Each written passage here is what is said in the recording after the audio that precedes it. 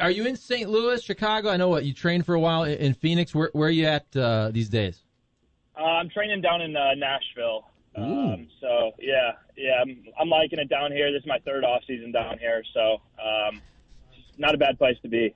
Very cool. So, and we're going to get to your whole story and obviously Major League Baseball debut with the White Sox this past year. You're launching this website and you put it out there the last couple of days. Tell folks about it and what you went through. Also with all the injuries, obviously the last couple of years and not being able to play baseball. Yeah. So it's called the Burger Bombs Community, and it's going to be like a 5-week series on my personal pages on Instagram and Twitter. It's at Burgertron13. But basically, it's going to be some information about what I use to get through my mental health battles. For those of you that don't know, I tore my Achilles twice in 2018, and had a long road back and definitely battled some demons mentally. So that's kind of where this all stems from. And I was pretty open and vocal about it on Twitter March 2020, and just saying that I had battled depression and anxiety and got this just kind of outpour of support and positive responses that it kind of told me I needed to do more with my platform in terms of this. So that's kind of what sparked the fire for posting what I did a couple days ago, and then obviously creating the website going forward. And Jake, did the anxiety start when you go through the injuries? Because I'm thinking for a guy like yourself, you have so much success throughout life, high school, college, you're a first-round pick. You probably hadn't dealt with a ton of failures or injuries. Did it kind of start there where you have back-to-back injuries, then you have COVID? So where did it all start for you? Yeah, I would say it was after the second time I tore it. The first time I was in a spring training game, running down to first base, pretty normal. Like, it sucks, but it's on the baseball field. The second time it happened was at home, and I was stepping out of a sandal. So after that, like that's when it really messed me up mentally, just because it was a normal thing to do at home, and you always have those thoughts of like, what if I can just never like live how I used to live, not only play baseball, but just living regular life. So that's when it kind of all started, and I got diagnosed with PTSD after that second one, and I think kind of everything stemmed from there. Jake, I think it's an amazing thing what you're doing. I think the pandemic, one of the things that I think at least is getting coverage now is how many young people are dealing with issues of depression and other mental illness. I think for a long time, most people were like, young people, what do you have to be depressed about? And we're seeing professional athletes come out like yourself to do this. What is it? Do you think there's still a stigma attached to it that maybe people who need help aren't seeking it? Yeah, I think we're getting better at ending the stigma behind talking about all sorts of things with mental health, but I think we can still be better. I think some people still have thought process of like, if you cry or if you even talk about it, you look weak. And that's kind of, I want to break that down. And especially like you said, with the pandemic, there's so many people out there that are struggling. And so just kind of using my platform to talk about it, hopefully, even if it just helps one person out there be open about it and talk about it, I think that's a success in my eyes. We're talking with Jake Berger. For folks that don't know, went to CBC High School, went to Missouri State, first-round pick of the Chicago White Sox, made his MLB debut this past year. So during this time, you have a couple injuries and then COVID. You're not able to really have a minor league season that year. I know you were playing in that Car Shield Collegiate League. At any point over those 3 years, did you consider quitting baseball? Yeah. I think it got to the breaking point October of 2019. I just really sat my parents down and I'm like, look, I don't love this sport anymore. Like I can't do this anymore. Like this is no fun to me. And they both told me like, okay, we understand what you're feeling and what you're thinking, but don't live life with regrets. And if you quit, you're going to regret it in a couple of years' time. So just keep on going. And I kind of took that to heart and, finally listened to my parents a little bit and, just kept waking up, kept doing my routine, kept grinding through the rehab and finally got through it on the other side. Yeah, man, dude, I get it, Jakey, dude. Trust me. I've been through my ups and downs when it comes to injuries and, just mental health stuff. I completely understand. Like, but you got to understand, too, though, man. Like, look around. You're a young kid, and you're down and out. And all you athletes need to listen to this, too. Like, look what everybody else is doing. You're still, like, doing something that people just absolutely dream of, but you don't realize that at the time because you're just so focused on your injury and this and that and, what you're supposed to be doing, but you can't do it because of injury. So you always got to look at the bright side on things. But what did you do? Like, for me, working out, I tell people, and I keep my DMs open, they call in, people that are down and out. If you can, I know injuries hurt this in a way, but, like, if you could find a way to get your body going, get up in the morning and just work out and have a close group of friends that you could really talk to that understand what you're going through, it's hard to, drown out all the depression. But, man, if you get your body going in the morning and you have close friends that you could talk to, that certainly helps out a lot. Yeah, so that kind of stems from the burger bombs. There's kind of 5 pillars that I used in my battle back. And the number one thing is be open. You got to find that community, like you said, whether it's your friends or family members, whoever you can trust, and just kind of talk about what you're feeling and what you're experiencing. And you'll be surprised at how many people are dealing with the same type of thing. You'll realize that you're not alone in that battle. And then the O part of bombs in this is open a book. I think reading, not on a Kindle, like actually reading a physical book, kind of gets you away from your screen time, and kind of it's a form of meditation in a way. And it's just you and the book. And then the M is meditate. I use meditation on and off the field. My off season, I meditate every day. In season, I meditate every day. I think that kind of can separate you from your brain and kind of realize those are your thoughts and that's not who I am. And then B is be active. I think being outside and, like, getting your heart rate up, whether it's a walk or a hike or swimming outside, biking, whatever it may be, I think being able to get your heart rate up clears your mind a little bit. And then S is set a routine. And I think that takes away your anxiety for the next day. Like, I'll sit and write out my whole schedule the night before, and so I don't have to worry about where I need to be or what I have to be doing. Talking with Jake Berger. So going through the couple injuries, the COVID year, what was it like then to make your Major League debut with the White Sox? You hit a home run, and you had good numbers. We all know the White Sox are loaded, so it's a tough roster to make, but you hit very well up there. So going through all that you did to finally see the dream come true this past year, what was that like? I have no words to explain it. It was going into the season. I had no expectations, didn't really know what to expect, and I get up there and make my debut. My family's up there in Detroit with me, and it's just like it was a dream come true. You were working all of your life for this, and especially after the 3 years of off of baseball, it was super special to me, and I still, I'm just cracking a smile right now just thinking about how awesome it was. It's awesome to hear about. We're all happy for you. We love the Tony LaRussa on this panel in particular. We've covered him. We love him. But the guy's 170 years old. What's it like playing for Tony now? I will say the first day I got on the bus, he's sitting front row, and I'm like, I watched this guy when I was a kid in St. Louis win two World Series.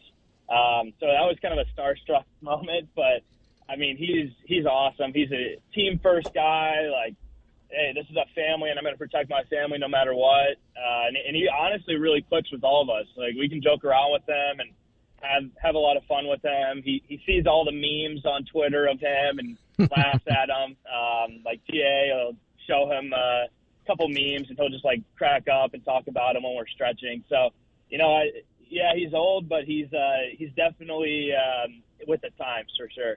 And another old buddy of ours, a guy who I personally love, Lance Lynn. So how much do you get to interact with him, and what are your thoughts on Lance, who's a wonderful guy, a little bit different, always fun to have around the media? What has your interaction with him been like?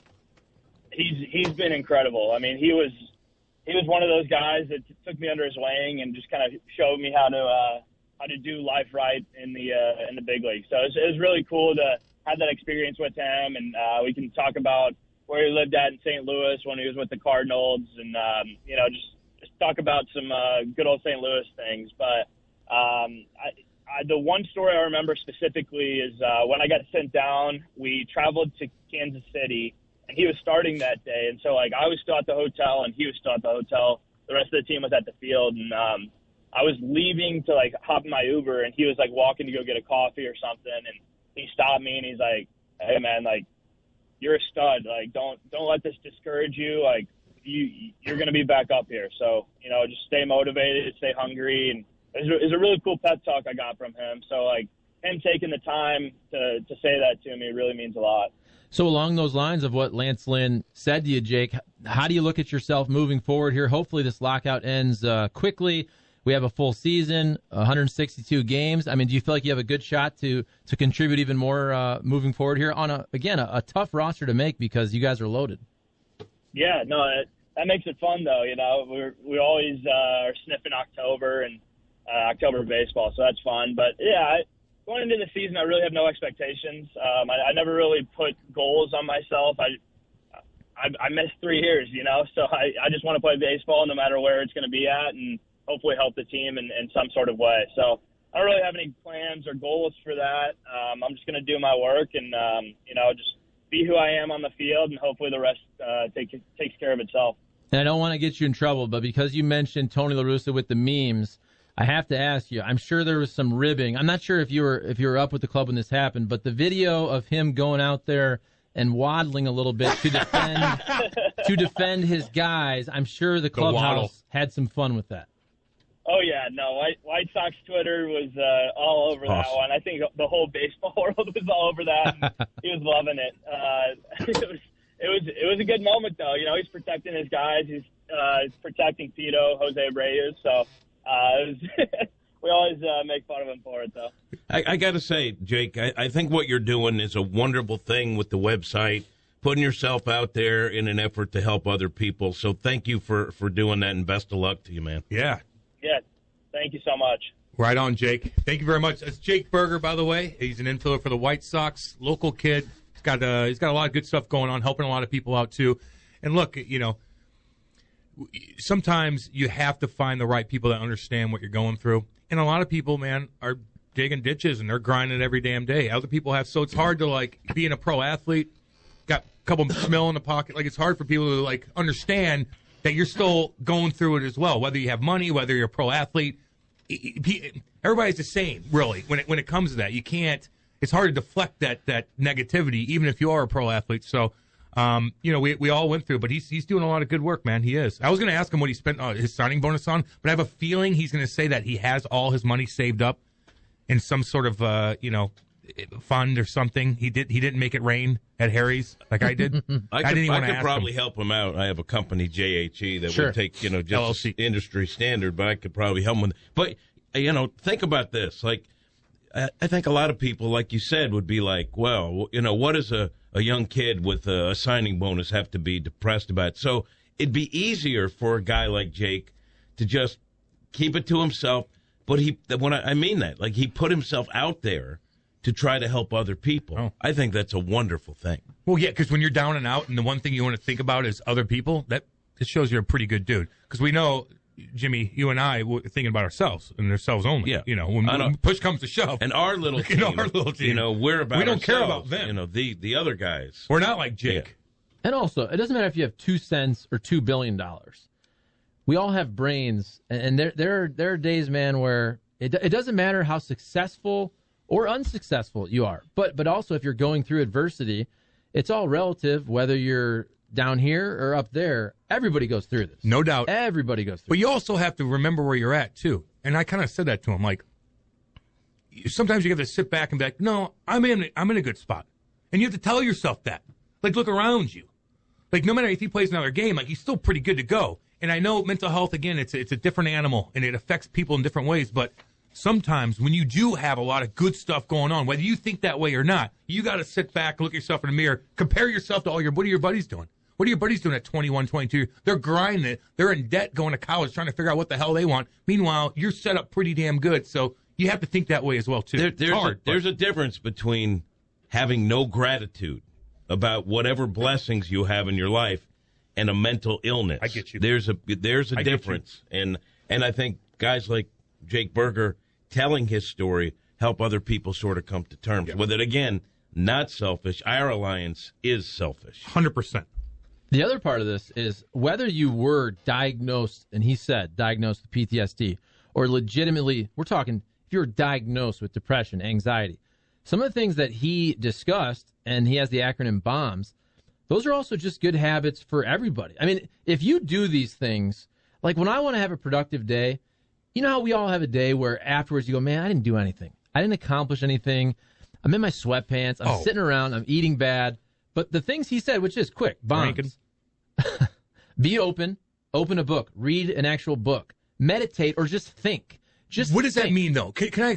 I was going to ask him that too. Meditate.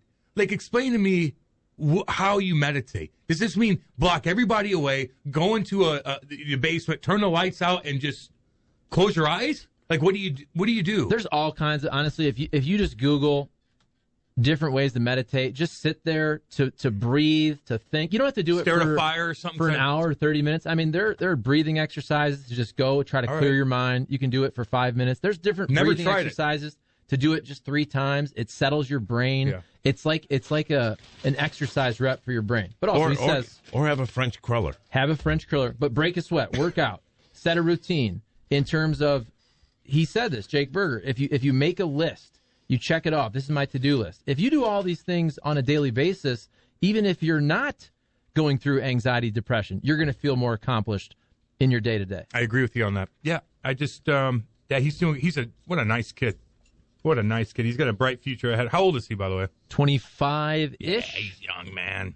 And I do love to hear the stories of Tony LaRussa, right, and Lance Lynn. 2 guys that we are fortunate enough to cover in town.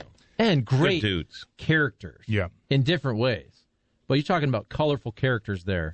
Tony LaRussa, can you imagine? What is he? Is he 174. I mean, the hair. The waddle. I have to go to the bathroom waddle. I'm sure his mind is still sharper than ever. But the dude, when was he born? I got to look this up. And what year was Tony LaRussa born? Let's do the math on that. 54. In the 50s? I mean, Seth, he's old. He's older than me. No, it would be the 40s, right? I'm not very smart, but... You could look it right up. I'm looking it up right now. 77. Thank you, Seth. Well, that's okay. Oh, he's born in 77? That doesn't make sense. 1944. World War II was going on. In the heat of war. When Tony LaRussa was born. Jake Berger, by the way, he was born after Tony LaRussa got the Cardinals job, right? He was born in 1996. 77 is the new 40. It is. It is.